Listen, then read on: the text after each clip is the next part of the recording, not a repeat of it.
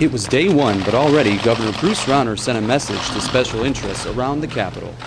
Starting today, state employees, while serving in the executive branch, will not be allowed to negotiate for employment or compensation with a lobbying entity or with a lobbyist, which they are unfortunately allowed to do today. No longer. We're not going to allow it anymore.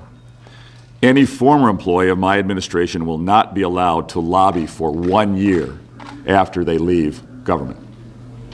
That's good practice. Most states have that. The federal government has that, at least 1 year, and we should put in 1 year restriction immediately. The revolving door has got to end. That revolving door is something Senator Darin LaHood has been hoping to jam a wedge into for years.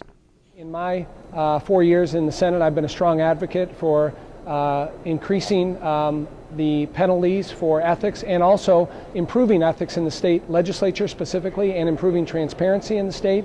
And so Governor Rauner today incorporated it through an executive order a number of the different provisions that are in my legislation. Along with the governor, Senator LaHood was joined by fellow legislator Scott Drury, a Democrat and, like him, a former federal prosecutor. Since entering the General Assembly, both lawmakers have fought vigorously for stricter ethics guidelines, a fight that has, until now, proven to be an uphill battle. Well, I think everyone was surprised on how a bill like this that's supported by so many in the state couldn't even get out of subcommittee. Essentially, it was killed by the governing party, the Democrats.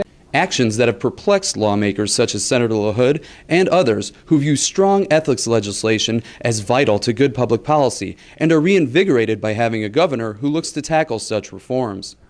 It's a bipartisan issue, and so I think having Governor Rauner now to shed light on this, be a vocal advocate from the bully pulpit of governor, to have a vote on this and get it passed into law. That's what we want.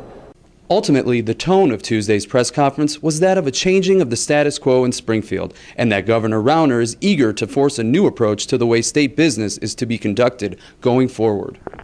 I think focusing day one on ethics legislation like he is today and executive order, I think sets a strong message, sets a strong tone, and sends a strong message to us in the legislature. We need to focus on this, pass laws that implement these things to help clean up our state, change our reputation, and help bring back Illinois.